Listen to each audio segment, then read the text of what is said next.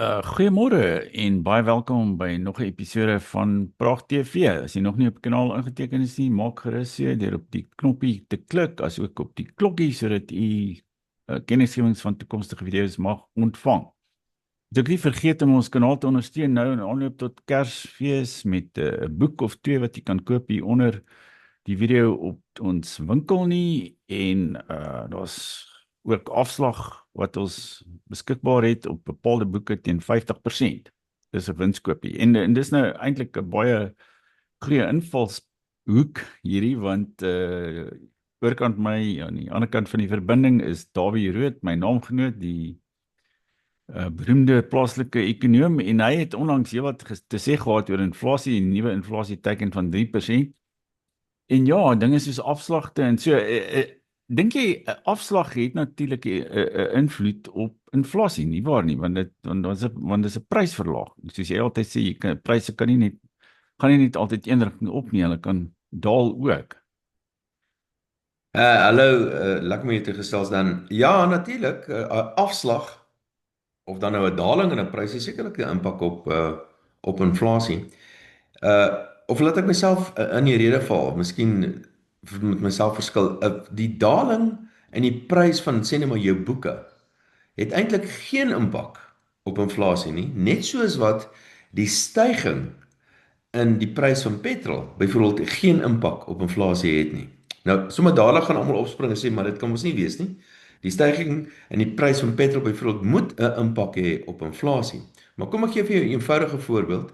Sê nou maar ek het 'n mandjie of ek het 'n mandjie wat ek my R100 op spandeer en hierdie mandjie bestaan uit twee goedere, produk A en produk B.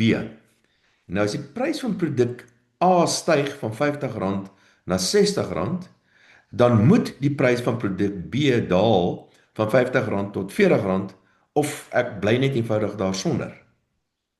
En die enigste manier hoe die prys van produk A kan styg tot sê net maar R60 en produk B se prys bly dieselfde op R50 is as daardie R100 wat ek het meer word. In my voorbeeld sê net maar R110 word.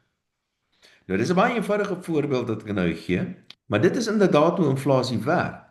Is dat pryse styg en daal die hele tyd en dit is onmoontlik om byvoorbeeld inflasie te hê in 'n omgewing wat jy nie geld het nie. So in 'n ruil ekonomie is daar nul inflasie. Daar's altyd nul inflasie. Maar die oomblik as jy geld in die mengsel insit, dan en jy die hoeveelheid geld in die mengsel word al meer en meer, dan kan een van twee goeders gebeur. Of jou produksie neem toe of die pryse van goederes neem toe en produksie neem nie toe nie of 'n mengsel van hierdie twee. So dit is regtig eenvoudig hoe inflasie werk. So jy kyk, inflasie is altyd 'n monetêre fenomeen en inflasie of dan nou die verandering in die hoeveelheid geld in die ekonomie bepaal een van twee goederes. Of dit kan meer goederes tot gevolg hê of dit kan die goederes se pryse duurder maak of 'n mengsel van die twee. Nou, hoop ek wat ek nou gesê het maak sin dan. Ja, nee, dit maak sin. Jy weet ek ja, ek dink my seun sê altyd vir my hy is nie prysensitief nie, jy weet hy sal sommer enige prys betaal vir 'n ding. Maar ek is prysensitief, jy weet en want ek voel ek wil waarde uit iets kry as ek dit koop, jy weet en ek sal liewer 2 maande wag vir die afslag of die uitverkoping as wat ek nou sommer net gaan uitstorm en 'n duur item gaan koop. Jy's miskien so, maar ek kan vir jou sê mense is nie in baie gevalle prysensitief nie. So ons almal weet van die gewone vraag en aanbod grafieke, jy weet. As die vraag na 'n ding styg en styg die prys gewoonlik en as die aanbod daal dan styg die prys en andersom. So ons almal ken die gewone vraag en aanbod grafieke en dit is 'n baie elegante manier om pryse te verduidelik. Laat pryse is die ewewig tussen vraag en aanbod in 'n ekonomie. Maar Maar dit is jy nie weet, altyd ek het so nie. persoonlik nogal baie interessante ervaring gehad op daai stadium toe ek jare gelede in Frankryk gewoon het, want toe ek daar begin, toe dis so rondom 85 het ek daar begin woon en toe was die inflasie seker hier tussen 10 en 15%. En toe ek nou terugkom uit Suid-Afrika toe so in die vroeë 90er jare, toe het dit gedaal na omtrent 1 of 2% toe. En ek sien nou, onlangs was daar 'n statistiek uit die EU En Frankryk se inflasie is die laagste van al die lande, dis 0,9%. So ek het dit Dit kan nie hou meegemaak nie. om Ja. Ja, ek weet die Europeërs, hulle het almal hulle inflasie, elke land het sy eie inflasiekoers en hulle vergelyk dit met mekaar, maar alle lande wat dieselfde geldeenheid gebruik, sy inflasiekoerse sal op die ou end altyd konvergeer. So dit is want byvoorbeeld Suid-Afrika en die Namibiese dollar, dis basies dieselfde geldeenheid. En behalwe miskien vir klein verskilletjies oor die kort termyn, dis dit nie moontlik vir twee lande wat dieselfde geldeenheid gebruik om altyd om verskillende inflasiekoerse te hê vir altyd nie. Maar ek wil net terugkom na die punt wat ek nou gemaak het, is laat mense dink as goederes duurder word, dan koop mense minder en andersom. Net kom ons kyk net 'n bietjie na die gewone patroon van vraag en aanbod in die ekonomie. En jy het nou net gesê dat jy's baie pryssensitief. Maar mense as reël is nie noodwendig pryssensitief nie. Om die waarheid te sê, baie keer kry jy hierdie perverse reaksie op pryse. Byvoorbeeld, daar's baie gevalle waar goederes word wat al duurder en duurder word, die vraag neem toe omdat dit duur is. En as die teenoorgestelde is ook waar. Kom ek gee vir jou 'n voorbeeld. Die prys van diamante, as jy kyk na die prys van diamante, word kunsmatig baie hoog gehou. En 'n diamant is 'n totale waardelose ding. Ek meen, daar's baie min wat jy met 'n diamant kan doen, behalwe om ander mense te beïndruk. En dit is die rede hoekom diamante duur is, want jy beïndruk ander mense daardeur.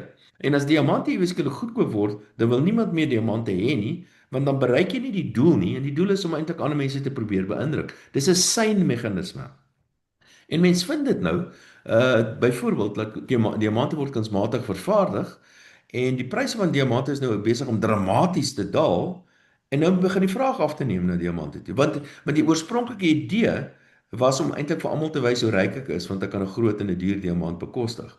Maar nou open dit nou weer die mark op 'n ander plek. Want jong mense is nou besig om al meer en meer diamante te koop want hulle kan dit nou begin bekostig. Maar hulle gebruik diamante nou vir 'n ander doel. Hulle gebruik diamante om die selfone se agterkante te borduur of te verfraai of wat die geval ook al mag wees. So, daar's 'n voorbeeld van stygende pryse wat lei tot 'n toename in vraag. Hier's nog 'n voorbeeld. Die duurste handsak op aarde is 'n Birkin handsak wat deur die huis van Hermes vervaardig word. Nou 'n Birkin handsak kos $450,000. Jy kan nie goed omtrent nie kry nie. Jy moet baie keer jare wag letterlik om 'n Birkin handsak te kan bekom. As jy kyk na die kwaliteit van die ding, dit kos minder as $2,000 om hom te vervaardig, maar hulle verkoop hom vir $450,000. So dis 'n voorbeeld van 'n ding wat kunsmatig skaars gehou word, wat sekerlik nie $450,000 werd is nie, maar mense wil graag 'n Birkin handsak hê, want die voordeel in 'n Birkin handsak is dat jy stuur 'n sein na die res van die gemeenskap toe, en die sein wat jy na die res van die gemeenskap toe stuur is, ek is baie ryk. So, maar jy is heeltemal reg. Gewoonlik is dit so, dat mense is pryssensitief en mense is op die ou end pryssensitief, want die hoeveelheid geld wat jy beskikbaar het om te spandeer is bedrag geld. Jy het nie onbeperkte geld beskikbaar om te spandeer nie. So jou seun wat jy beweer is nie pryssensitief nie, hy is, want die realiteit forceer hom op die ou end om wel pryssensitief te wees, want hy het nie onbeperkte geld wat hy kan spandeer nie. Maar hy is miskien minder pryssensitief oor klein prysveranderings as jy. So pryse is eintlik 'n wonderlike ding, want as jy kyk na pryse en hoe pryse en regering verander in die ekonomie, dan kan jy so vreeslik baie dinge daaruit leer. Maar ek dink dit is nogal 'n redelike elegante en basies korrekte verduideliking van pryse in die ekonomie deur eenvoudig te kyk na vraag en aanbod, en ek dink die basiese teorie dat goederes duurder word, dan neem die vraag af, en andersom, ek dink daardie basiese teorie is voldoende om die verandering in pryse in die ekonomie vir ons te verduidelik. En dit bring ons eintlik terug by inflasie. As ons praat van inflasie, dan meet ons die algemene pryspyl in die ekonomie. Dit beteken jy vat 'n mandjie van goedere, en hierdie mandjie van goedere word baie wetenskaplik bepaal, en jy sit 'n klomp goederes in hierdie mandjie, en dis nou koffie en tee en gewone verbruikersgoedere, maar dit sluit ook ander dinge in, soos jou verband byvoorbeeld, en wat jy betaal om die kinders skool toe te stuur en dies meer, en jy werk die prys uit van hierdie mandjie van goedere. En dan bereken jy die prysverskil tussen hierdie mandjie van goedere vandag in vergelyking sê nou met 'n jaar terug, en dit is dan nou jou sogenaamde inflasiekoers.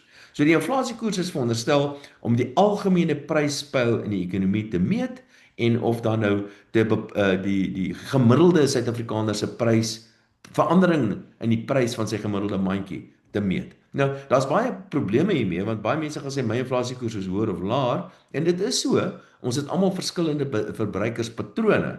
Maar ten minste is die inflasiekoers wat bekend gemaak word deur Statistiek Suid-Afrika dink ek nogal redelik verteenwoordigend van die werklike verandering in pryse in Suid-Afrika. So daar's nou 'n paar redes hoekom dit belangrik is om inflasie aan die lae kant te hou. Miskien net hierdie opmerking, en 'n baie belangrike opmerking.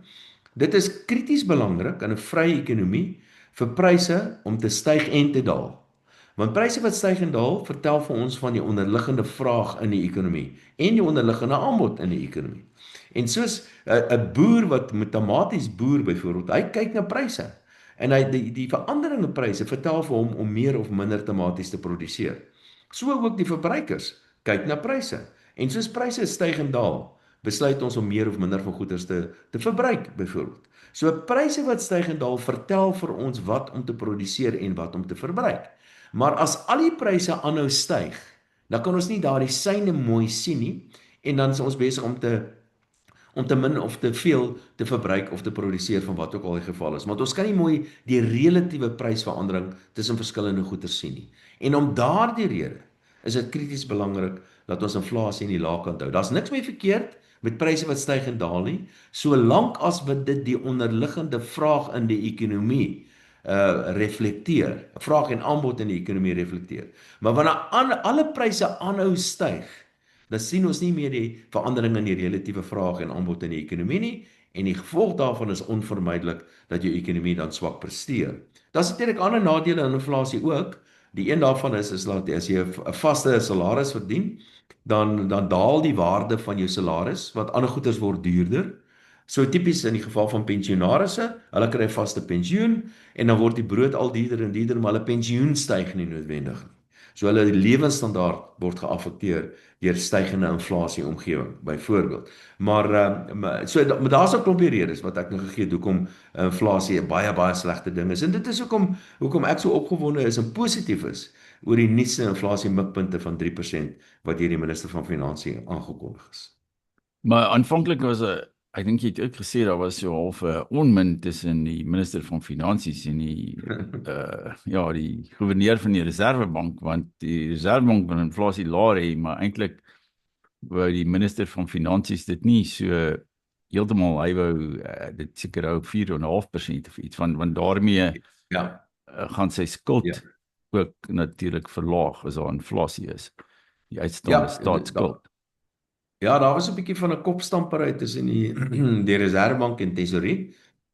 Reeds oor hierdie vraagstuk van inflasie mikpunte.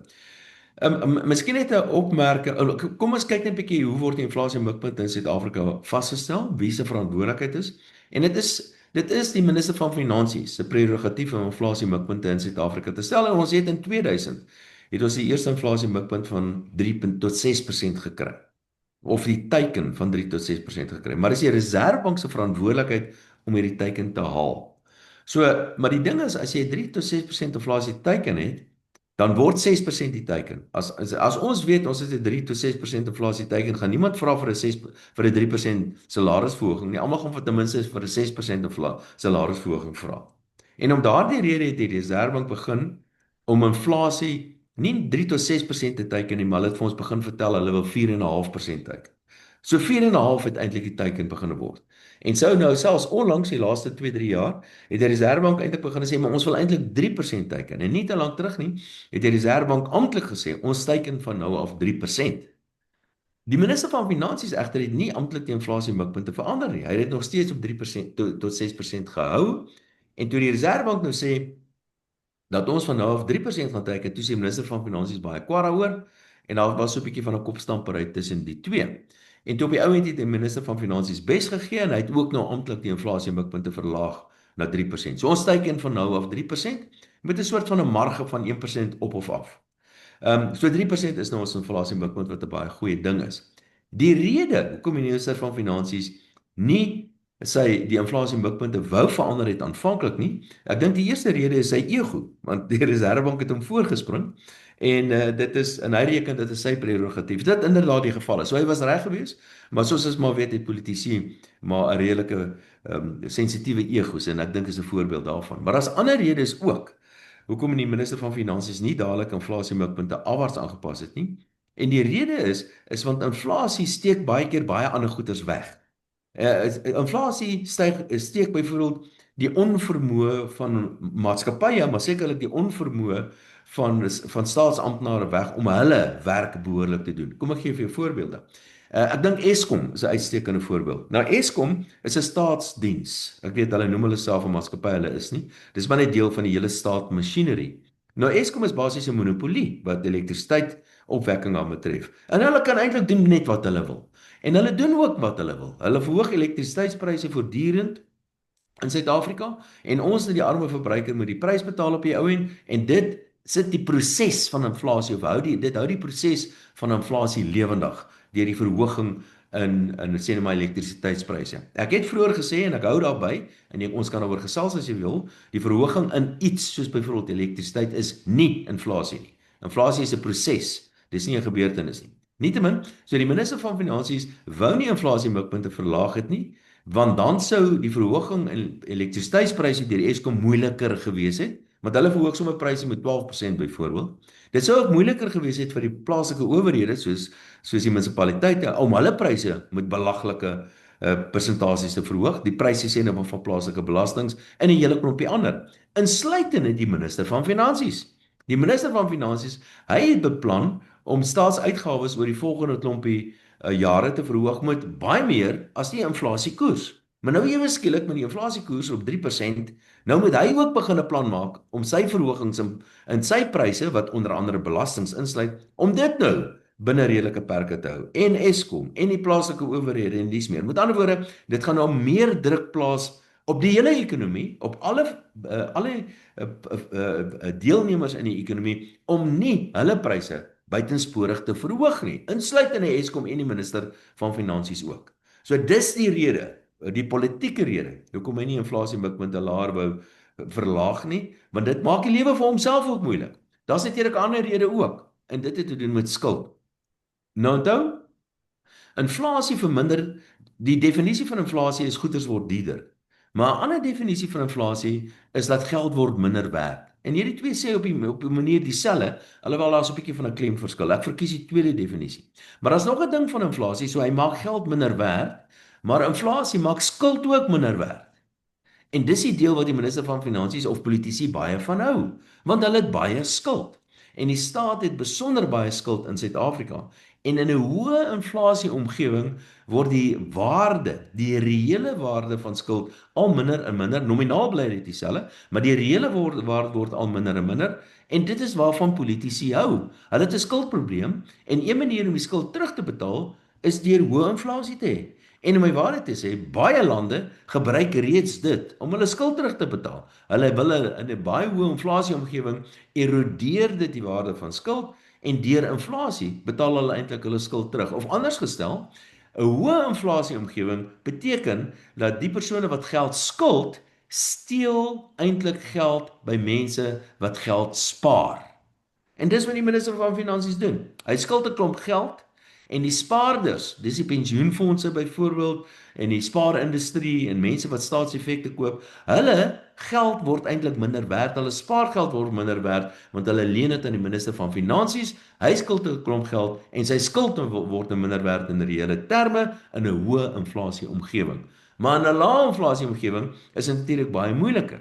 Daar kan die minister van Finansies nie so maklik wegkom met mense die skuld terug te betaal deur hoë inflasie nie. Hy moet dit nou op die regte manier terugbetaal. En dit beteken hy moet die geld teruggee aan die spaarder die dag wanneer daardie spesifieke staatseffek byvoorbeeld verval. So daar's 'n paar opmerkings wat ek nou gemaak het oor inflasie, maar ek moet vir julle sê ek is baie bly dat ons inflasie mikpunte verlaag het en ek hoop ons gaan ons inflasie mikpunte selfs nog verder verlaag.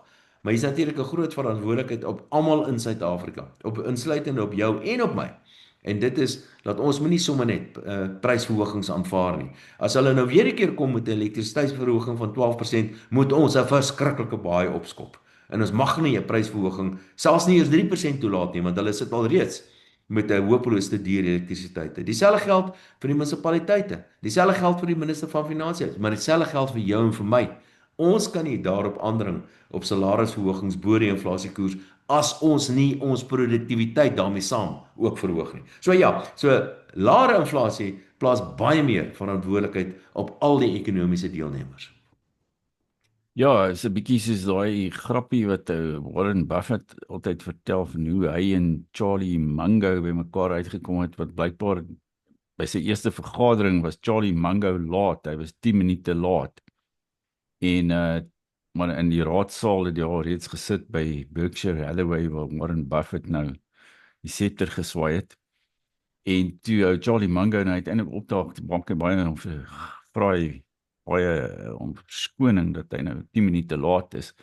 Sê want hy was besig om die gebou te ry en te soek vir 'n parkeerplek waar daar nog geld op die meter was, sodat hy nie parkering hoef te betaal nie. Toe sê Warren Buffett vir hom, man, moenie verskoning vra nie.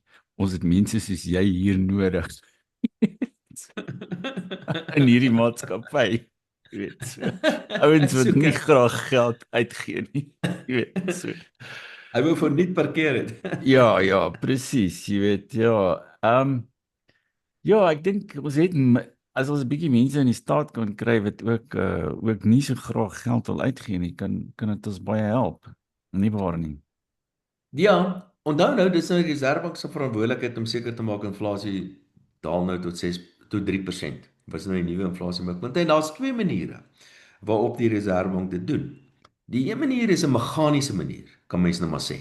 So wat die Reservebank doen is hy sien inflasie is te hoog, wat die Reservebank doen, hy maak geld duurder. En as geld duurder word, dan leen mense minder geld, of rentekoerse styg, dan leen mense minder geld. As mense minder geld leen, gee hulle minder geld uit en dit beteken vraag in die ekonomie kom onder druk. Nou ons ken die gewone vraag en aanbod grafieke wat ons nou verwys het.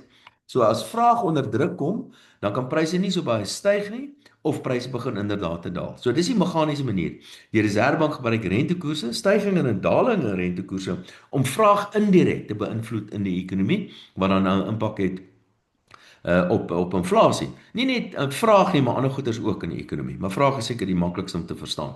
Die tweede manier hoe die Reservebank inflasie bestuur is deur wat bekend staan as open mouth policy of oop mond beleid. En jy kan nou maar luister na die president van die Reservebank, wanneer hy ook al sy mond oopmaak, praat hy altyd oor inflasie. En hy vertel die hele tyd vir ons hoe hy inflasie gaan afbring na 3% toe. So hy is besig om inflasie verwagtings aan te spreek.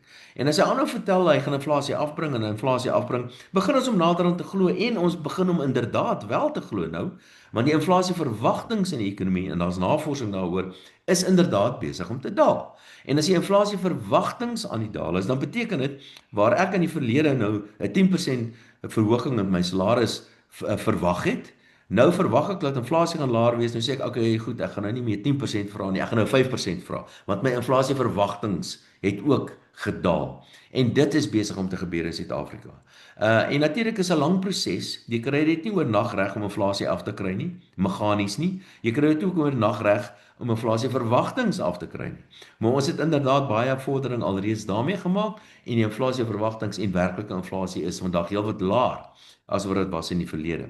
Dit beteken dan nou ook dat die Reservebank in 'n posisie is waar hulle so 'n bietjie kan skiet gee en sê nou aangesien inflasie nou laer is en inflasie verwagtings laer is, nou kan ons bietjie begine om rentekoerse ook te verlaag. Maar hulle kon nie aanvanklik dit doen nie. Hulle moes eers rentekoerse relatief hoog gehou het vir 'n tyd lank tot inflasie in bedwang is en dis nou waar ons rofweg is vandag en nou kan hulle begin skiet gee wat rentekoerse aanbetref.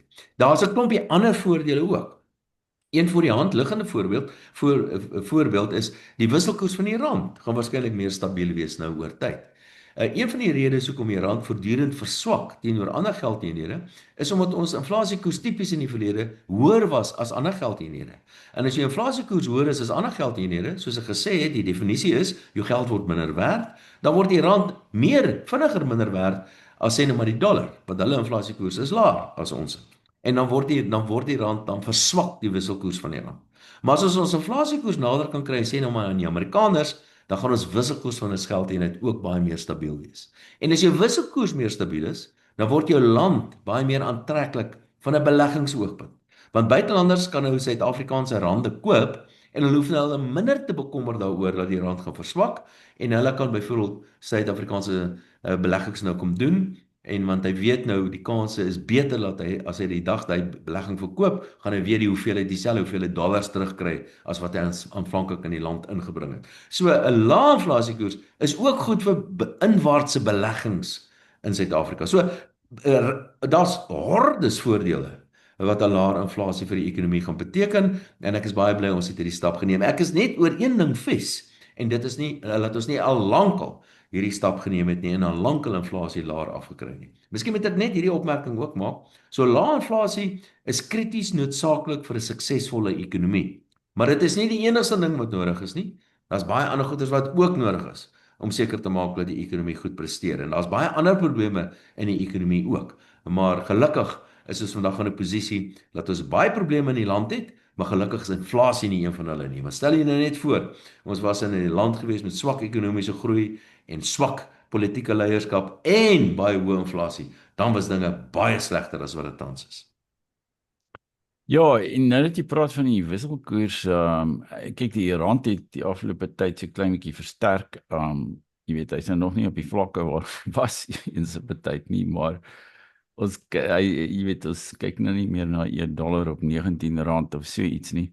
En daardie versterking in die wisselkoers van die rand moet ook 'n effek op inflasie hê, want jou ingevoerde goedere moet dan noodwendig goedkoper raak. Nie dat die invoerders of die winkels of wie ook al altyd daardie voordeel deurgee aan die verbruiker nie, maar dit plaas nogtans dink ek 'n tamelike demper op die pryse. Want daar's tog mededinging in soveel markte, veral wat vervaardigde goed betref. Ja, ek maak kort die opmerking dat inflasie is 'n proses. Dit is nie 'n gebeurtenis nie, dis 'n proses altyd. En hierdie proses voer op homself in baie gevalle. En wat jy nou genoem het, 'n verswakking in die wisselkoers beteken die petrolprys styg, beteken die inflasiekoers styg, beteken die rand verswak, beteken. So die ding voer op homself. Dit is inderdaad so. En dit is moeilik om hierdie proses, hierdie spiraal te breek. En ek dink die Reserwebank moet nogal die krediet kry dat hulle dit reg gekry het om hierdie proses te verstadig van inflasie. Hou net en hulle doen dit deur geld duur te hou, relatief duur te hou, maar dan in die proses betaal ons natuurlik 'n prys. En die prys is swak vraag in die ekonomie en gevolglik swak ekonomiese groei. So eintlik het ons ekonomiese groei uitgestel deur relatiewe hoë rentekoerse te handhaaf vir 'n tyd lank en nou is in 'n posisie waar ons uiteindelik kan daardie ekonomiese groei bietjie meer kan aanmoedig deur laer rentekoerse. Maar jy is heeltemal korrek. Is dat hierdie proses word homself, hy voer op homself hierdie proses van inflasie en die effek op die wisselkoers is 'n baie goeie voorbeeld daarvan. So jy sê die rand is nog ondergewaardeer op hierdie huidige vlakke. Ja, ek dink die rand is nog steeds onderwaardeer en daar's verskeie maniere om daarna te kyk. My sommetjie sê dat die rand moet so net onder die R17 of wat ook al wees. Ag, hang af hoe mens daarna kyk. Maar as jy kyk nou die sogenaamde koopkragpariteitsbenadering en alle wisselkoersteorieë is op 'n of ander manier maar gebaseer op die koopkragpariteitbenadering wat ook bekend staan as die Big Mac indeks net so terloops.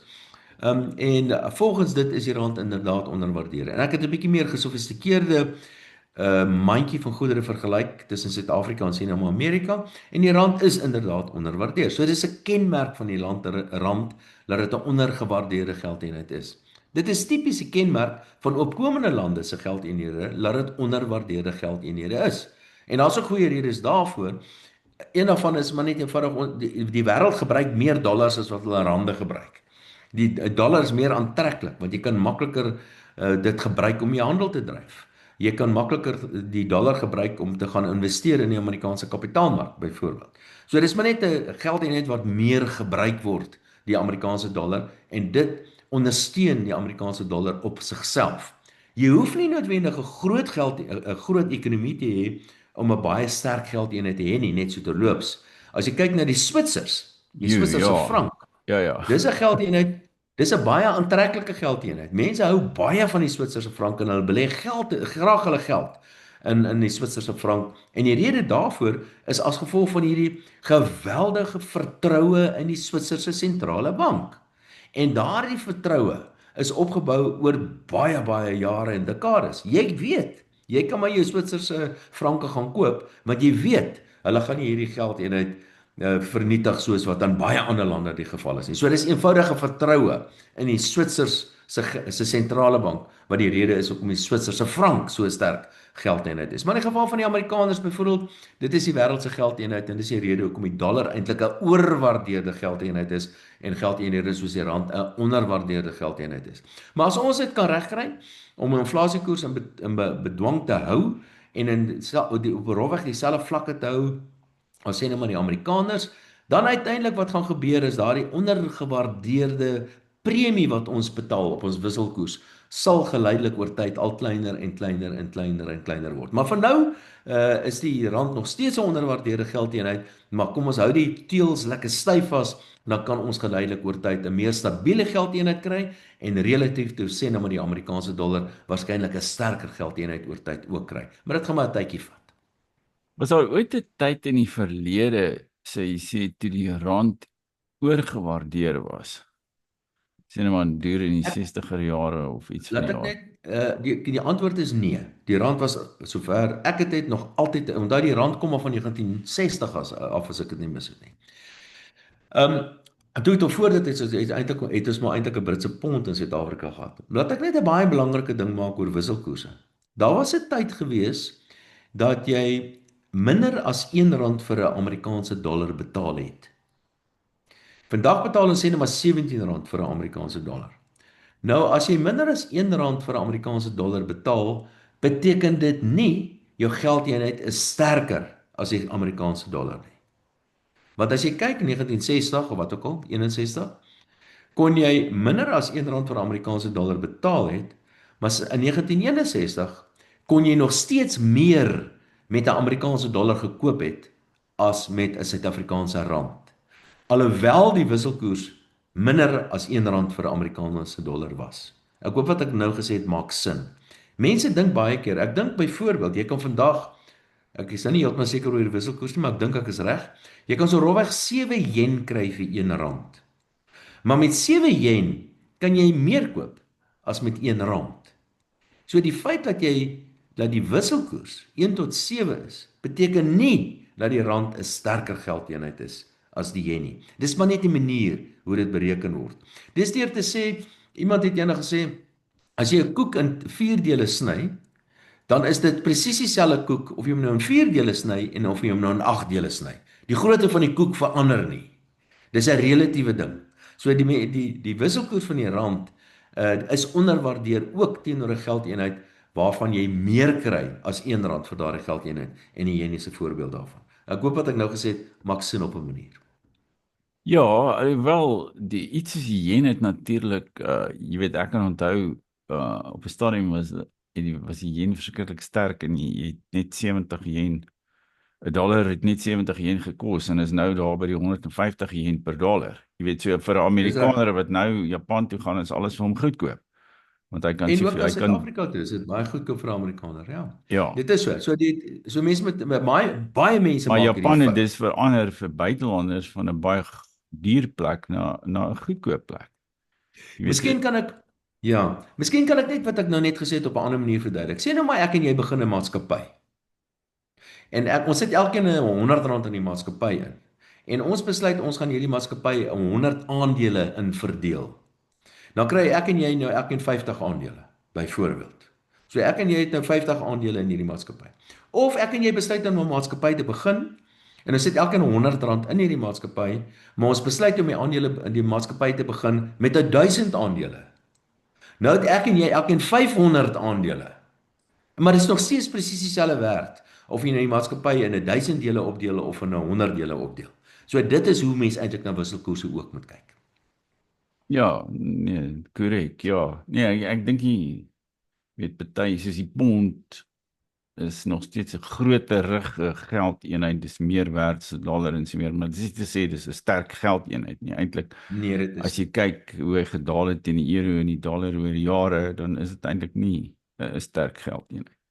Nee, maar baie dankie Dawie vir al jou uiteensettings en hierdie interessante gesprek oor inflasie. En vir die kykers wat tot hier gekyk het, moenie vergeet om op die kanaal in te teken nie en dan volgende keer maak ons weer so. Baie dankie Dawie. Dankie, lekker dag vir jou dan. Sal dit vir jou.